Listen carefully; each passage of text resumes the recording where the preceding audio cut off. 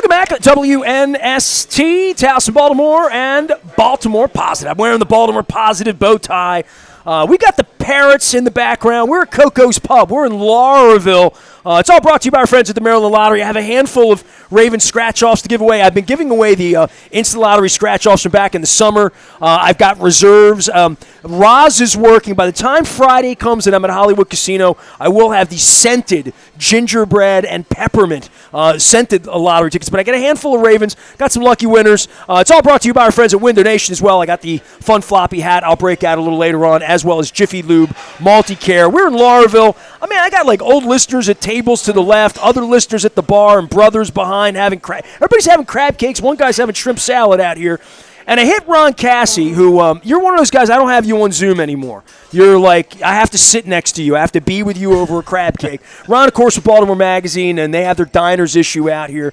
And I hit you, and I said, hey, well, come on the show. Where are you doing it? I'm doing it here, there. Can't do it that day. Couldn't do Pappas last week. Costas a couple weeks ago. And finally said Coco's. You're like, oh, I love Coco's. What day's that? Tuesday, 5th?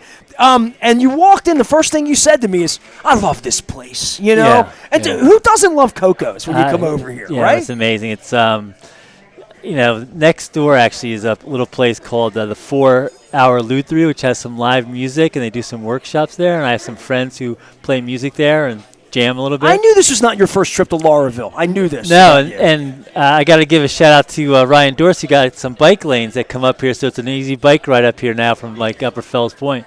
It's Lake Montevello, Herring Run, it's all great up here. I can't come up here enough, but if I come over here, I'm coming to Coco's. I'm trying to time it's a destination crab cake for you. It is a destination crab cake, and if I can time it with an Orioles game on the TV, you're going to get in a conversation with a couple people at the bar about the Orioles, and you just feel right at home immediately. Well, Ricig just came in here. He's usually my co-host with the K because he lives in the neighborhood. So I have a whole neighborhood story here. Ricig, do you want to sit in? Are you ready? Grab a chair. I'll fix the camera. We'll figure it out. Don't grab this chair. Grab a chair on that side. Ron Cassie, Ricig, I got your headset over here, man. Come on, man. We just started the show. I was waiting on Ricig to get. Ricig's here. It's all good. We're going to figure it out. Because I got a story to tell about the neighborhood here and how much I love it. Marcel is here. Liz is here. The brothers and sisters are here. The bartender. We're going to have people on. This is our holiday edition. And Ricig, boot up your headset there. Put that on. You got to put your headset on there so I can't hear you. Come on, man. You act like you've never done this before. And watch, he doesn't know where the thing's going. We're just... God, it's like amateur hour. I thought you were in the real media. Didn't you have a media press pass at one point? No, can you hear me now? Yeah, I can hear you now. Right. I'm gonna be able to hear. Now you can hear me. I'm very tech challenged. I always have been, and I always will be. The greatest sports cartoonist in the world lives 3 blocks from Coco's. Yes. Lives in a neighborhood. And today Kiss is in town, right? So and then I wanted to bring this up with you. I made a note because when Ron Cassie and I were together at State Fair about a year ago, CFG Bank Arena was a concept, right? Like we were talking about, would people come downtown, things that make Baltimore better, right? So, Ricig, are you okay? You look disheveled. I can't really hear you. Oh, okay. Well, then you'll be able to hear me now. Now I can hear you. Yes. That's all you got to do. You go like this and go like this, like this. All right. We do sign language. Hi, everyone. I'm using Ricig. my hands to talk instead of my electronics. Ricig's out of breath. He's walked 3 whole blocks here in Lauraville. It's cold out there, man. So you walked past a very, very historic, special place in my life. If you walk from your house to Coco's, and you know this, Tyndale Avenue literally sits about halfway between here and there's Walther, right? And then there's Tyndale, and then there's where you live out on Eastwood by the park. Right. When I was a boy, my Venezuelan family came here from Venezuela in the 60s, and they all brought cousins, right? So in the early 70s, my cousins, the Escandelas, came to Maryland. And they lived over in the Parkside Gardens apartments near Sedonia, where Dennis Colatzos was from, on the other side of Moravia here, right? Right. So they moved in 1975, 4 or 5, to Tyndale. Okay. And they lived in this house. It looked like the Amityville Horror. It's still there. It's a giant house. It had bats up in the attic. Right. Like giant house. It looked like it was smiling at you in this big, long, deep driveway. and the park was right. The park is where Morgana kissed me. Remember? I got the Yes. first base with Morgana. That's right. His friend. It's a long, long story. It involves a night in Columbus, heard- Ohio. I haven't heard that story. Yeah, Great it's one. yeah. He's the one that bailed her out the night she accosted Ripken.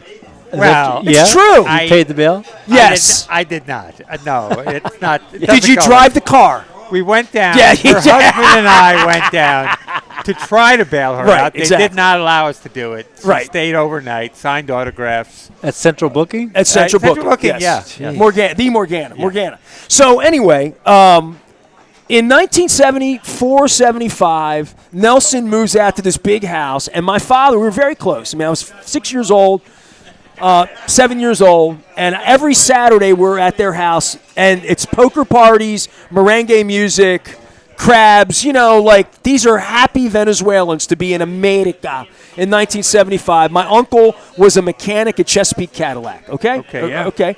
So he would always get the box seats for the Orioles games, and we would go when I was a little boy, 76, 77, 78. I sat in Section 5 right behind. We sat in the Chesapeake Cadillac seats on the little in the Nice. box on Memorial State. So they lived here, and my cousin was like a big brother to me. I love him. Nelson, if you're out there, I love you. He lives in Venezuela now. He's lived there for 35 years, right?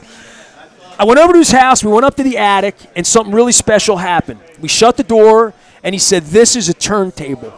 And he had albums, and he had 45s, all right? So this was the first time ever that he said, there's this band. And he's like, maybe like 12, and I'm like 7, all Okay, right? yeah. So this is a big brother. You have boys. You understand this. Yes. And he says, I have this album. It's called Kiss. Kiss Alive. And there's Paul Stanley on the front. And I open the liner notes, and there's cat faces and demons. This neighborhood is where I discovered Yes, wow. rock and roll music right Wow. here, It's a so good- it's a good Tyndale, neighborhood for that. coming back today, I wore my Kiss belt buckle today for Ron Cassie of Baltimore Magazine and Ricig, and I thought, you know what? This could be a holiday celebration. You guys are all veterans to the Crab Cake Tour. We're at Coco's. It needs no explanation, although I do have a horror story to tell Marcella about what happened here last week. What? It happened at home. It's a kitchen error, involved crab cakes. I don't want to talk about it until later on, but I will. So it's the holidays, right? The Ravens are 9-3. It's very breezy. We had bye week. I'm doing Crab Cake Tour every day this week. I'm at Coco's today. I'm at Gertrude's with Roderick's tomorrow. Okay. And Wow. I might Odette come down and Ramos. watch that. Nice. Yeah. Councilwoman Ramos coming out. And we're going to talk about Dan's show. And I'm doing a big event with friends. And Ricig's one of my real friends in the real world. We're doing a big event next Friday night for friends and clients. And it's a holiday event. We're going to have crab cakes. It's going to be beautiful. And then Friday, I'm at Hollywood Casino, and I'm talking to Tom Kelso from the Maryland Stadium Authority, former chairman. Nice. We're I going to wanna do tune in on that. Yeah. Stadium for Dummies, 2 hours of that on Friday. And then Tuesday, I'm at State Fair. Dennis is going to join me. So I have all these like friends, and I didn't shoehorn a lot of guests today. I don't have I just the two of you, and I thought you knew each other somehow, some way. You look familiar, and I've drawn so many faces that I may have. Well, I somewhere mean, along you the and way. Steve Jeppy are very close. Yes. I mean, obviously, right? I Yeah. mean, as a cartoonist. So I just thought, like, you knew Max Weiss, and you didn't know her. I didn't know Max, and I was always a fan of hers, so it was awesome to meet her on your. Well, Ron's taught her everything she knows, right? I didn't We're in realize the that. Italian-American, I guess, circle, too, with Jeppy, right? Yes, of course. That's first and foremost. Well, there you have it.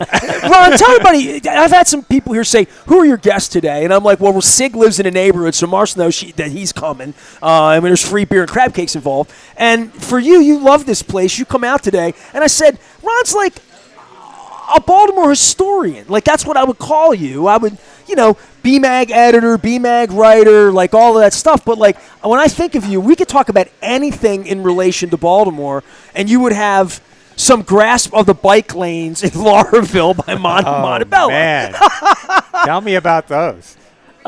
He uses them. Yeah, Oh, I that's do. great. I do use them. Yeah, it's funny. I guess You and Thomas Dolby are my bikers. Baltimore's David Byrne. David Byrne? Come on, man. All right, yeah. Yeah, Baltimore's I entering. got to write maybe that down. We got to talk about that. David Byrne's a big bicyclist, bike commuter.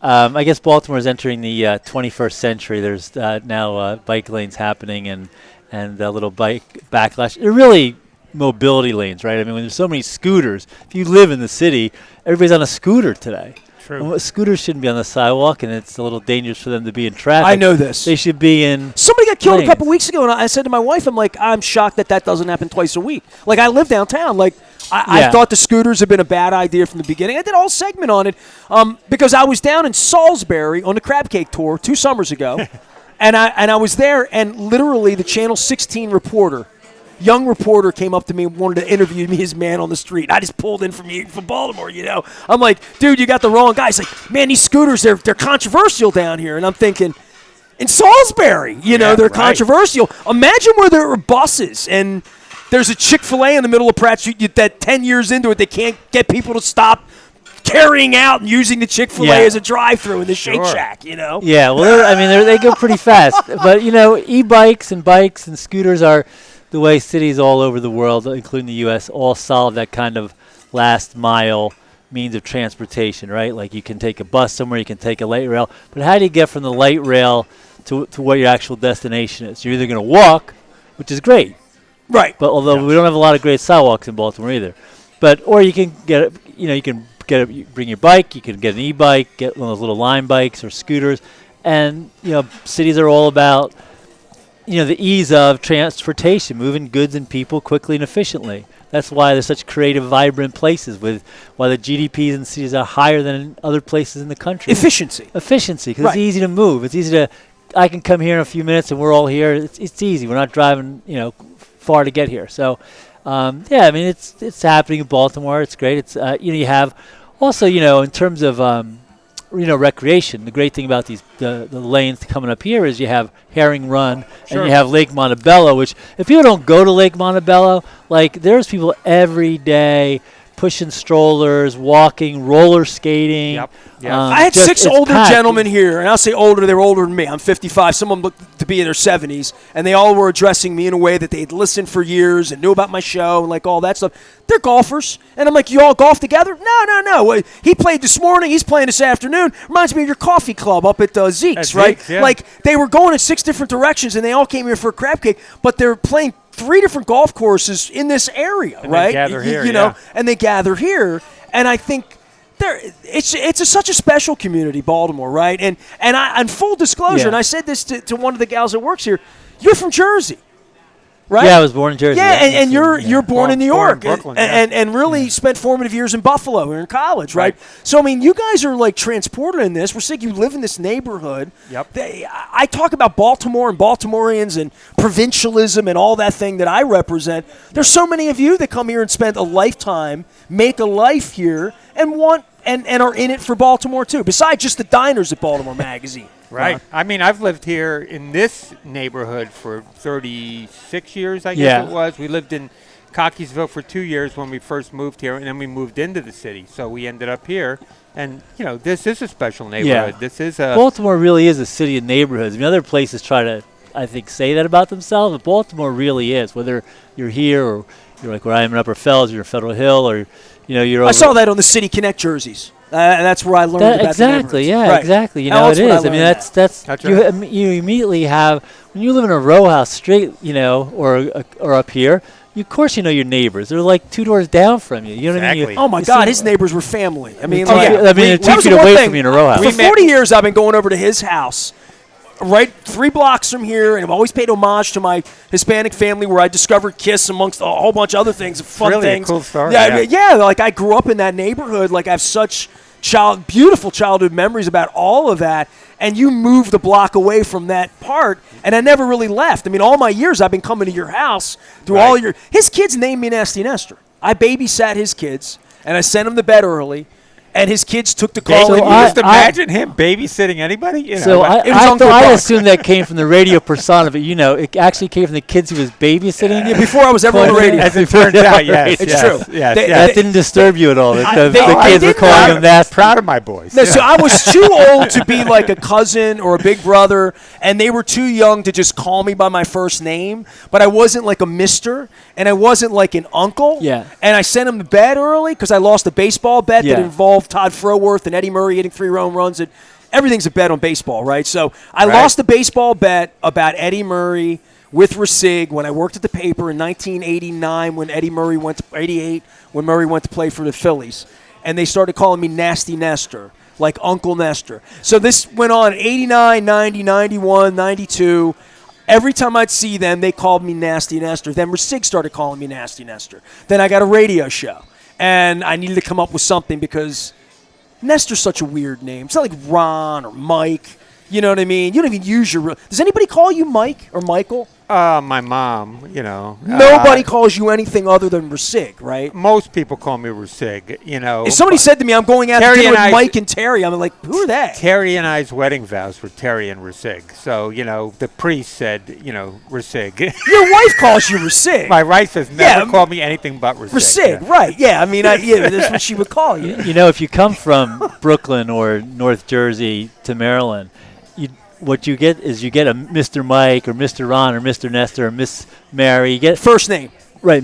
You don't get that in Brooklyn or North Jersey. You don't get, and that's when you know you're in the South. You start to get those kind of niceties. Oh, Yeah, okay. And then when you first get Gentility. here, Actual gentility. Yeah, actual right. gentility. All right. And, because like you said, kids would call you Mr. Ron or Mr. Nestor, or, Right. Miss Same Mary here. or Miss Hel. Mr. Right? Mike or Mr. Ricig Yeah. by all kids that I Yeah, know. that's Well, a very last name southern for thing teachers when you cross or that for Mason-Dixon line. professionals, you call by their Latin, Mr. Jones. Right. If you're the teacher, but if you're the neighbor, it's Mr. Tim or Mr. Bill. Or, Yeah. Right. Mr. Yeah. Pete and my neighbor, Mr. Bob. I mean, all of them. If I think of them, their first name was Mr. Any of them when I picture any. Yeah. And just as a kid, That's so how you were his introduced to kids them. picture me and they think Nasty Nestor. Right. That's been a lifetime thing with them. Just so. as a side for you guys, you know, I'm very fond of the Mr. I collect Mr. items. I have a huge collection of business cards from Mr. Places, Mr. Condom, Mr. You know, whatever. Mr. Anything. Mr. Anything. And I have some Seniors, Nestor, just for, you know, I have some Senior somethings. I have a big collection of this. Well, Senior means worth something to me. nothing, worth nothing, but valuable to me, you know. So I want to bring this up. Ricig is here. He Mr. is my October. co-host with a K. Mr. October. Mr. Baseball. Ron Cassie, and we're going to talk Baltimore Magazine and all that, but you just said something to me that's you triggered me. More than Kiss or Paul Stanley or any of the weird stuff I've shared this week at my dinner with Paul Stanley one night. Whoa. I shared the actual audio of that. We cleaned it up. Thank you, Greg, at Towson Transfers. You can ask me about that later because it's a journalist thing. I was like interviewing Paul Stanley, so with Kiss being here. But you said senior. John Stedman never called me Nestor. He only called me Senior. He did. He only Called me Senior. I love that. Yeah. So I want, when you got here, Stedman's royalty, right? Like, Yeah, I mean, of you were course. working with John. You know that from working at the paper. Ron, you're an old writer. You know about I this. read all the columns. So Stedman would call me Senior. What would Stedman make of John Angelos going back to the government after getting $600 million and trying to get more money? What would Stedman make of that? I mean, I think he'd be up in arms about it. You know, like I don't. John Stedman. You know, I remember this about John Stedman.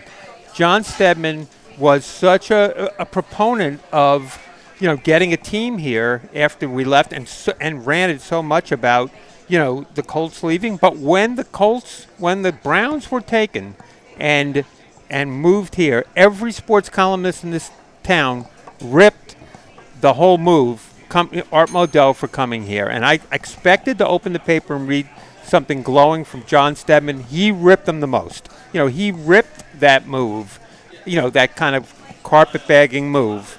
Now, some would not say it's carpetbagging here because we never deserved to lose a team. But I'm just saying that movement, John Stedman realized was not the thing to do.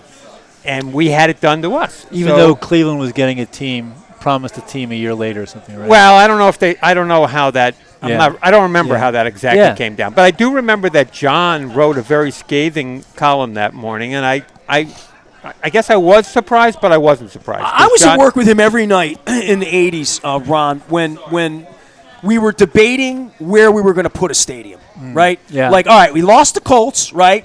And at that point, Schaefer then becomes governor, right? Like, and we're going to try to woo a team, right? Yeah. And we're going to put money aside to make sure that we if we get an NFL team, we steal a team. At that time, it was Arizona, Oakland. I mean, Herb Grad was serving crab cakes to everybody trying to get the team, right? Herb's still alive, by the way. Maryland Stadium Authority chairman, Herb Belgrad, and then John Moog and John Brown. I mean, he was the first Maryland Stadium Authority chairman because this was all put together to lure a team, to build stadia, so you don't have what happened in Oakland. You don't have what happened in St. Louis, where you build a stadium and the team leaves because the stadium's in disrepair or doesn't stay up to snuff, right? And everything when I've talked to Tom Kelso about in regard to the last 8 years under Hogan was that there's a checks and balances. The stadiums are owned by the state. They were built by the state. They're managed by the state. And these teams get sweetheart rent out of this deal, right? That's right. And the notion that the stadiums would exist there, Stedman wrote 6 days a week that Port Covington was where the stadium should be. Right, sure. So from the very beginning, and now Port Covington's its own thing 30 years later. Right. But the stadiums are there, and they generate what they generate in regard to 8 games a year, 81 baseball games, all of that. But how to make that more vibrant, and I know, Ron, you talked Bramble with me a year and a half ago and what Harbor Place was going to be. Yeah. But this is an amazing thing that the baseball owner believes he's going to go down to the State House, disband the Maryland Stadium Authority, usurp the land, hell be damned to whatever the parity clause would be in regard to that, without even like a plan, without an iota of an idea of what that thing is going to be when it's done. And now we're TikTok 30 days down on this, and nobody looks good in this. You would agree with that? I do, yeah. I mean, I think she got a winning ticket? Oh, see, that's what I love to hear. I think if anybody... She's moving fast. She must have won 100. Right. How much did she say she win? Did she say? 200. She won 200. 200. No. So go ahead. You were saying, Ron. Well, we should say, I think John Stedman was actually against Camden Yards. The Orioles moved to Camden Yards. He was against the warehouse. He was against the warehouse. Yeah. Very much so. And he wrote many columns about that. Yeah. And there was the belief that you needed, I think, at that time, a dual stadium to get a football team and a baseball team. And really the Orioles, Janet Smith, and I can't remember the GM at the time who really had the vision, team president at the time.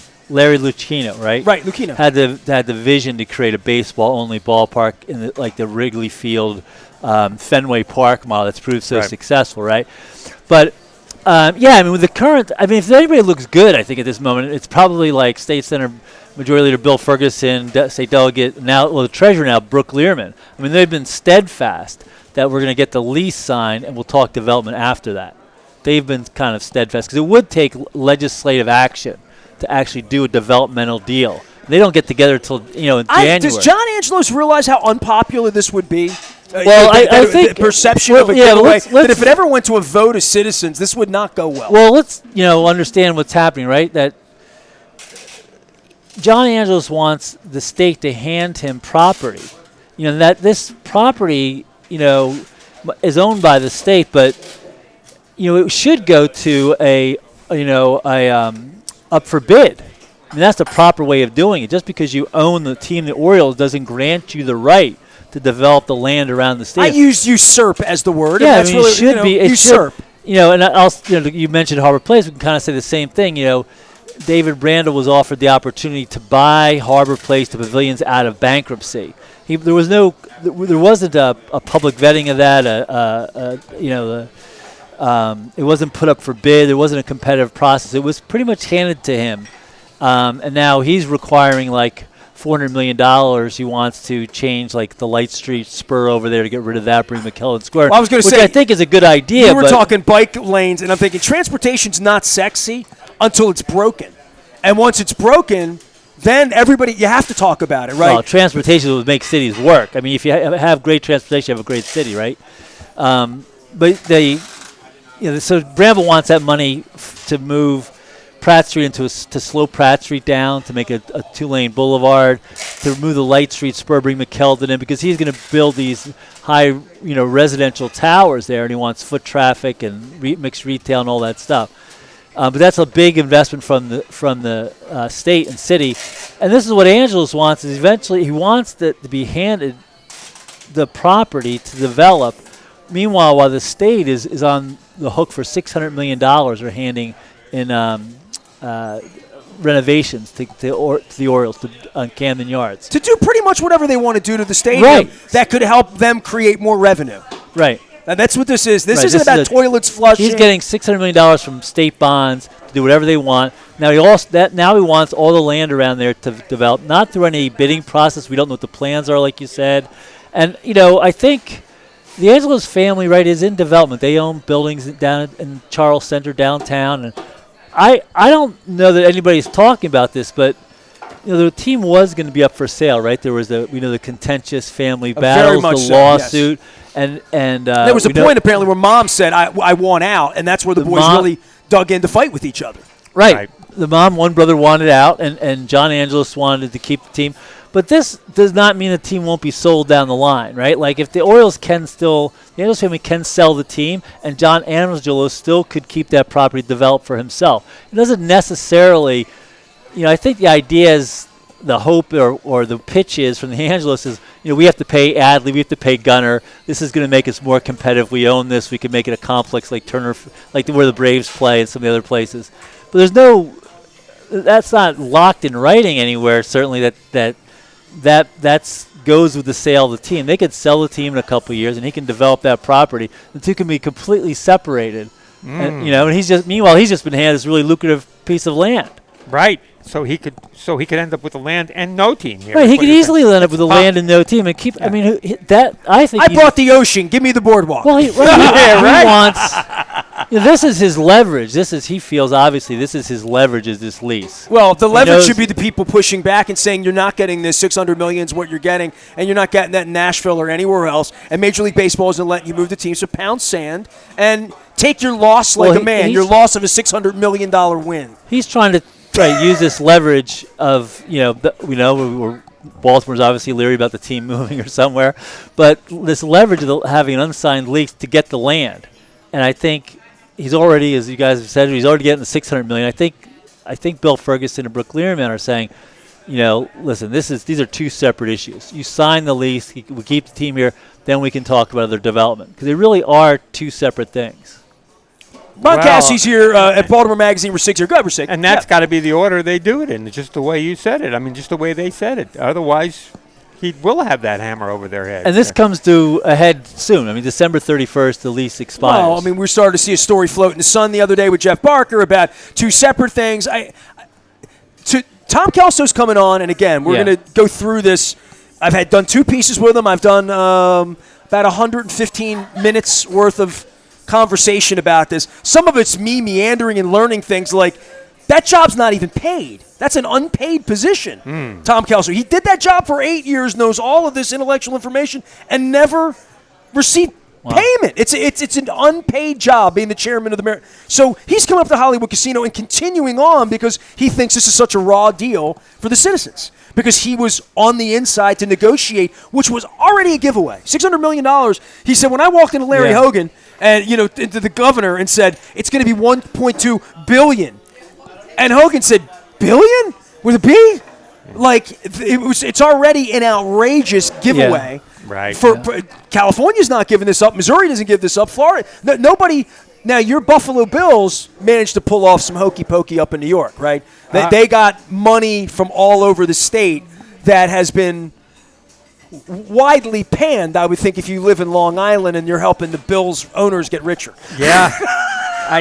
I'm from Long Island originally. I'm sure they're not happy about the way that's all gone down. Buffalonians are happy that their team stayed. Remember Donald Trump was. I remember Bon Jovi was going to move to and also Bon Jovi, my least favorite musician because of it. Bon Jovi can't set foot in the city of Buffalo ever again. Do you know this? Yeah, I don't know this. I'm a big Bills fan, so I'm just. Ron, even though he's wearing a Ravens hat. Well, I debated, but that loss was just too hard to take the other day.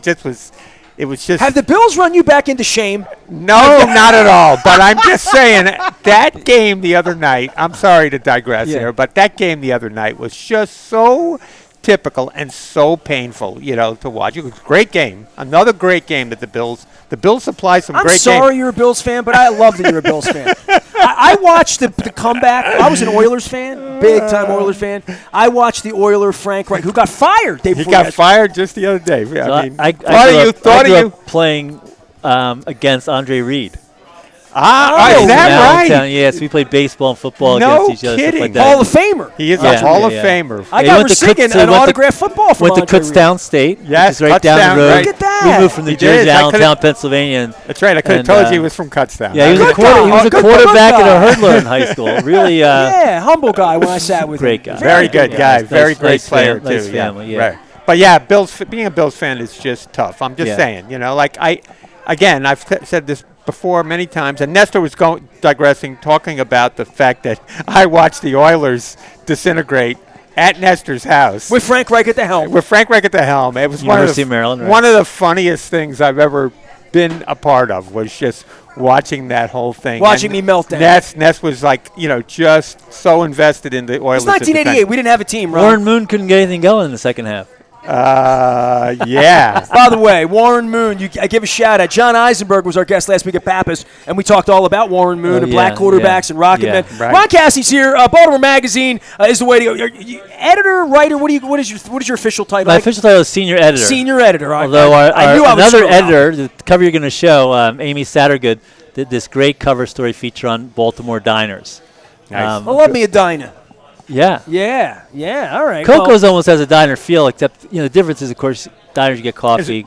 Is Lost in the Pub you 50s get. in the... It is in there. Oh, Yeah, yeah, yeah. I don't know about Towson this. Diner over Lee Guy Diner. come and meet me for breakfast there one time. Okay. It's fun. It's fun. Lost in the 50s, that's like a Ronnie Millsap song. I like that. It is, That's yeah.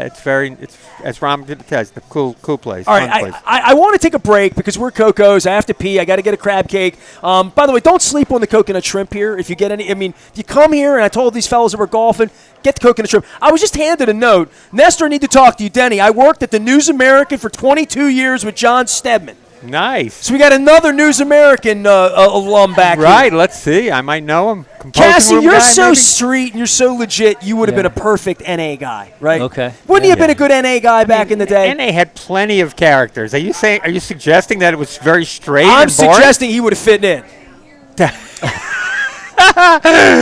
There were some characters in that place. That's all I'll say. There's. You had that But great location I think, downtown, I right? think you would have fit in anywhere, Ron, and you would have been, a major plus for our paper. I'm just saying. Well, that's There were some characters at that place. You among them, Ness. All right, Ron Cassie's here. My Kiss Belt Buckle's here. Ricig was my co-host with a K because we were at Coco's. We were in Lauraville having the best crab cake, according to there's100.7.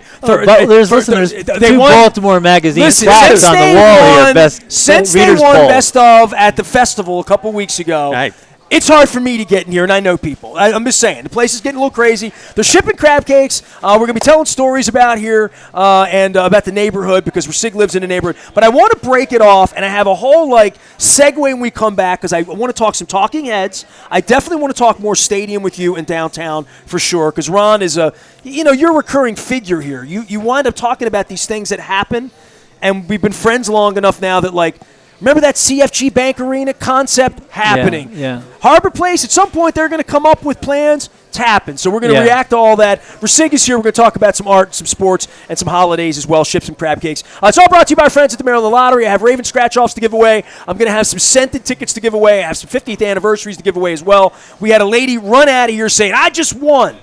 I don't know what she won. But I do know this. If you win and you you stick gave her your my thing in ticket. and it says CMD Lottery, that means you've won Big, huh? you're going to have to pay taxes on what you won. Oh, so you know what I okay. mean? So that when it says CMD Lottery, that means you won something big. What's the deal with the scented lottery tickets? Who's?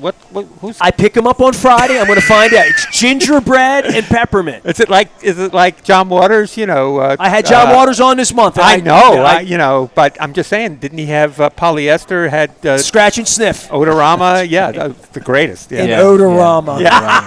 it's great. How did I not bring Odorama up with John Waters? I got I to get know, it back on that the show. thing was fantastic. John Waters back on the show. This would be a great place for John Waters to do the crab cake tour, right? Sure, This would be of right course. around the corner. And from there. he frequents this. He hit the bar circuit on this street a lot. He's on going to Harford love me. Road, He just yeah. doesn't know it yet. I've run into him a few times on Harford Road. So. Window Nation, 866-90 Nation. I'm talking some doors with them for next year as well, and our friends at Jiffy Lube Multi-Care keeping us oiled up when my little orange light goes on. We took the car over to Merritt Boulevard. They took care of things. We're appreciative. Ricig's here. Ron Cassie's here. I'm here. We're at Coco's. It is the Maryland Crab Cake Tour, and I have my Raskin Global gavel. That means I have to take a break. We'll come back with some iced tea, some beverages, It's coconut shrimp right after this. Nice. Stay with us. Great.